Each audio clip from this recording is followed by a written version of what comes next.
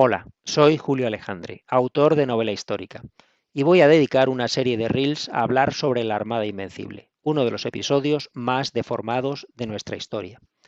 Nuestra historia está llena de hechos y personajes memorables, heroicos y esforzados, muy relevantes, pero olvidados. La Armada Invencible, que en su día se llamó Gran Armada, Grande y Felicísima Armada o simplemente Armada de Inglaterra, es uno de ellos, quizá porque a ninguna nación le gusta airear sus fracasos. Pero en el caso de la Invencible no se trata solo de eso, de un fracaso que es mejor esconder debajo de la alfombra, sino de una deformación grave de los hechos y también de sus consecuencias, ya que la historia la ha situado como el punto de inflexión en el poder naval europeo, el momento en el que comienza la decadencia española y arranca el auge del dominio inglés. Pero esta versión es sustancialmente errónea y requiere un estudio más profundo y una corrección que la aproxime a la realidad de lo sucedido. Porque, digámoslo ya, la Gran Armada fue una empresa que fracasó, ciertamente, ya que no se alcanzaron los objetivos propuestos, pero no fue ninguna derrota naval. La Gran Armada jamás le negó el combate a la Armada inglesa, nunca fue derrotada por ella y quedó dueña del escenario naval tras cada uno de los combates que se sostuvieron. La Armada Invencible, segunda parte. Hoy vamos a recordar la versión comúnmente aceptada sobre la Invencible, puesta de moda durante el apogeo del Imperio inglés y que acabó convirtiéndose en un hito de la historia de Europa. Esta versión viene a decir que Felipe II, un rey poderoso pero intolerante, irritado con los desplantes de la reina Isabel Tudor, manda levantar una enorme armada, la más grande que ha navegado el Atlántico hasta entonces, y la envía a invadir Inglaterra, pero es derrotada completamente por la Armada inglesa, que es superior en todos los sentidos, en las características de sus barcos, en la experiencia y capacidad de sus oficiales, en la idoneidad de las dotaciones e incluso en la potencia y alcance de su artillería. Además de la severa derrota militar, los restos de esta invencible derrotada reciben la ira divina y son azotadas cuando regresaban a España por una serie de tormentas que la terminan de aniquilar. Tanto ha calado esta versión de la historia que las dos anécdotas más conocidas sobre la Invencible provienen del entorno inglés. La primera refiere que el almirante y corsario inglés Francis Drake, que se hallaba en Plymouth jugando a los bolos con otros capitanes cuando le comunicaron el avistamiento de la Armada Invencible, se tomó la noticia con mucha calma y respondió con confianza que le dejaran primero terminar la partida de bolos y después se encargaría de los españoles. Vamos, que la llegada de la Gran Armada no le quitaba el sueño. La segunda se refiere a la frase pronunciada por la reina Isabel cuando conoció la magnitud del desastre español. Dios sopló y se dispersaron. Esta frase, la pronunciara o no la reina, fue grabada en unas monedas conmemorativas de la victoria inglesa que se acuñaron en otoño de 1588, cuando la amenaza de la Gran Armada ya se había conjurado. ¿Cuál era la situación de Europa en tiempos de la Armada Invencible? El contexto sociopolítico. Nos encontramos a finales del siglo XVI. España y Portugal acababan de unirse bajo la corona de Felipe II, una unión que no gustó a nadie en Europa, ni a franceses, ni a ingleses, ni a holandeses, ni siquiera al Papa. Poner tantos recursos y poder en una sola mano era peligroso para todos ellos, e hicieron lo posible por entorpecer la Unión Ibérica, apoyando al otro pretendiente al trono portugués, el prior de Crato. Aun así, esta se llevó a cabo. En Francia reinaba Enrique III, un rey débil e incapaz de poner paz entre los católicos y los protestantes hugonotes, de modo que el reino llevaba muchos años desangrándose en guerras religiosas, lo cual, de alguna manera, lo anulaba en el plano internacional. Flandes, que abarcaba las actuales naciones de Bélgica, Holanda y Luxemburgo, era una posesión de los Austria españoles. Las provincias del sur, que habían formado la Unión de Arras, eran mayoritariamente católicas. En las del norte, que habían formado la Unión de Utrecht, había prendido con más fuerza la reforma protestante y llevaban varias décadas luchando contra Felipe II para conseguir una independencia política y religiosa. Vamos, la famosa Guerra de Flandes, que en aquel momento iba muy bien encaminada para el bando del rey, ya que el general Alejandro de Farnesio estaba logrando grandes éxitos militares y diplomáticos. Inglaterra llevaba 30 años bajo el reinado de Isabel Tudor, que había restablecido la religión anglicana tras el reinado de su media hermana María y desarrollaba políticas intolerantes contra los católicos ingleses. Los ingleses, al igual que ocurría con los franceses, no aceptaban la división que había hecho del mundo el Papa Alejandro IV en el Tratado de Tordesillas y procuraban sacar la mayor tajada posible de las posesiones españolas en América, atacando barcos y ciudades costeras, sobre todo en el Caribe, y tratando de realizar asentamientos en islas y tierra firme. Pero a todo esto ni Francia ni Inglaterra se encontraban en guerra abierta con España. Sin embargo, la campaña pirática de Drake en 1585 fue especialmente dura. Atacó y saqueó Santo Domingo, Cartagena de Indias y San Agustín de la Florida. Y ese mismo año, la reina Isabel, preocupada por los avances de Farnesio en Flandes, firmó un tratado de ayuda con los rebeldes holandeses. Este tratado fue la gota que colmó la paciencia de Felipe II, que contraatacó apoderándose de todos los barcos ingleses que estaban en puertos españoles, una medida que supuso en la práctica la declaración de guerra. Con la guerra declarada, la estrategia española consistía en atacar, es decir, llevar un gran ejército a la isla y derrotar militarmente a los ingleses. La Gran Armada comienza a forjarse en 1585, una vez abiertas las hostilidades con Inglaterra. La intención de Felipe II era destronar a Isabel Tudor y poner en su lugar a un rey o reina católico que dejara de prestar ayuda a los rebeldes holandeses, terminara con los ataques a las posesiones españolas y cesara la persecución contra la Iglesia católica en Inglaterra. Y si no era posible deponer a la reina Isabel, al menos obligarla a firmar una paz favorable a los intereses españoles. Para conseguir estos objetivos necesitaba llevar un ejército a Inglaterra y tomar Londres, y el rey les pidió a sus dos mejores hombres de armas, el general Alejandro de Farnesio y el almirante Álvaro de Bazán, que le hicieran llegar sus propuestas. La propuesta de Farnesio consistía en trasladar su ejército desde Flandes hasta Inglaterra a través del estrecho de Calais en una flotilla de lanchas de desembarco. Se trataba de una operación relámpago que requería del secreto para su éxito. La propuesta de Bazán era más ambiciosa. Consistía en trasladar el ejército desde la península hasta Inglaterra en una enorme flota y realizar un desembarco anfibio. El rey y su consejo estudiaron ambas propuestas y optaron por una solución combinada. Se levantaría una gran armada en Lisboa que se dirigiría a Flandes, contactaría con el ejército de Farnesio y lo escoltaría hasta Inglaterra, al tiempo que tomaba el control naval del estrecho de Calais. Sin embargo, la puesta en marcha de esta operación, debido a su complejidad y a la evolución de la situación político-militar, fue un proceso largo que demoró casi 3 años, así que la Gran Armada no estuvo lista hasta 1588. Entretanto, el secreto se había roto. Los ingleses habían reforzado su flota y patrullaban el Mar del Norte y el Canal de la Mancha. Los rebeldes holandeses, por su parte, bloqueaban con sus barcos los puertos de Flandes en manos realistas. Además, en febrero de 1588 murió el gran almirante Álvaro de Bazán, el mejor de su tiempo, alma y cerebro de la Gran Armada. El rey lo reemplazó inmediatamente por el duque de Medinasidonia, un hombre de su máxima confianza, pero que no era ni marino ni militar.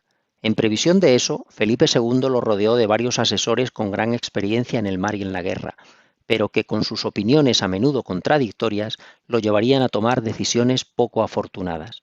En todo caso, Medinasidonia no era un profano del mundo naval. Llevaba años encargándose de la logística de las flotas de la Carrera de Indias en Sevilla y era un magnífico organizador que sorprendió a todos.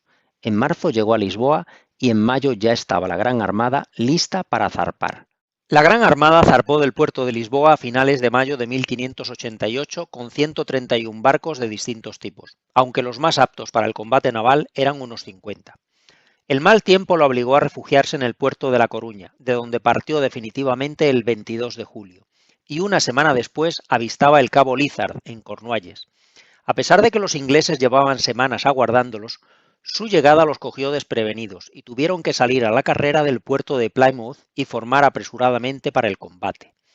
En el tránsito por el Canal de la Mancha, la Gran Armada se enfrentó en 4 ocasiones con la flota inglesa.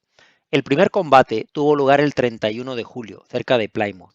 Un grupo menor de la flota inglesa, al mando de Drake, atacó al ala izquierda de la retaguardia española, aproximándose a una distancia prudencial, y tras un rato de cañoneo sostenido se retiró.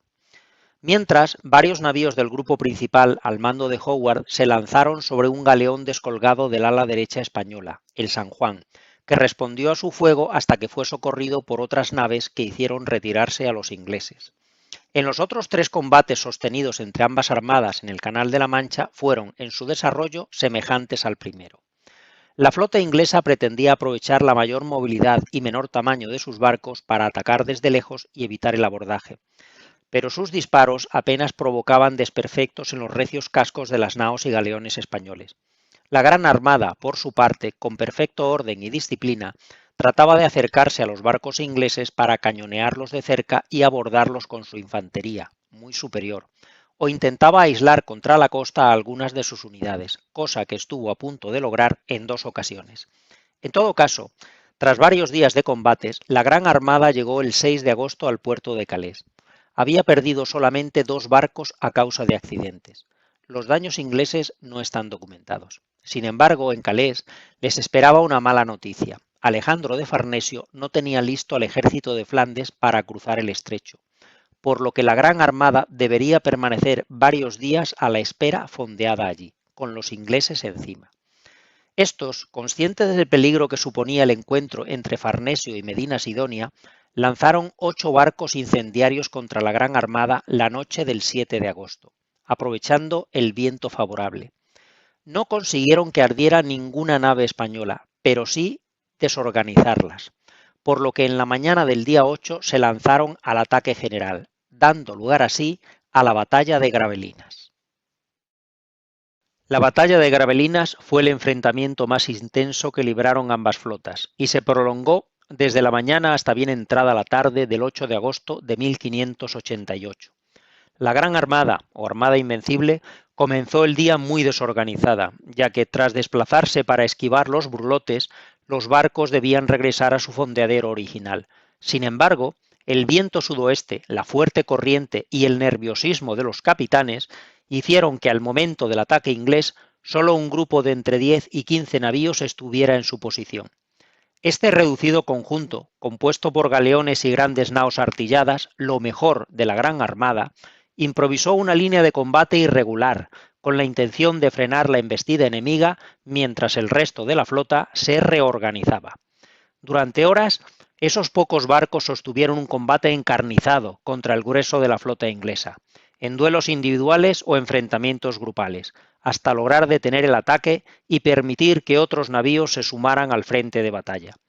El peso principal recayó sobre los grandes galeones de Portugal, que llegaron a enfrentarse a grupos de hasta 8 barcos enemigos.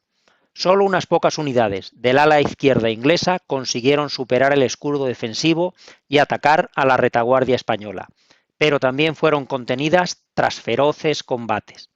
Por la tarde, los ingleses, al ver que la Gran Armada había recuperado su formación y que su gran oportunidad se había desvanecido, desistieron del ataque y se retiraron para reparar sus propias pérdidas.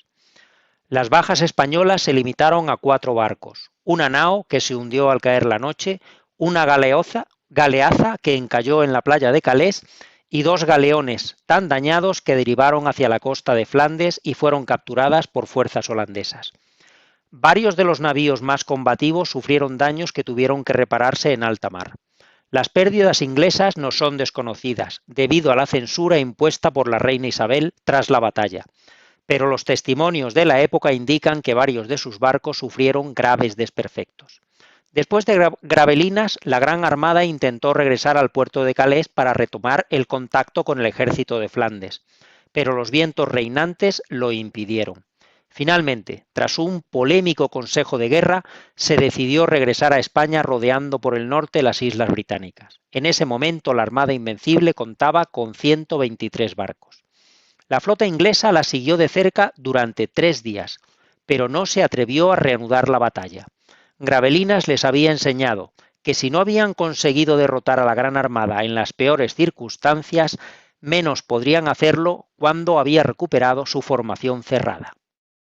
Después de los combates sostenidos contra la flota inglesa y al no poder contactar con el ejército de Flandes para trasladarlo a Inglaterra, la Gran Armada, con 123 barcos, se dirigió hacia el norte con el propósito de regresar a España rodeando las Islas Británicas.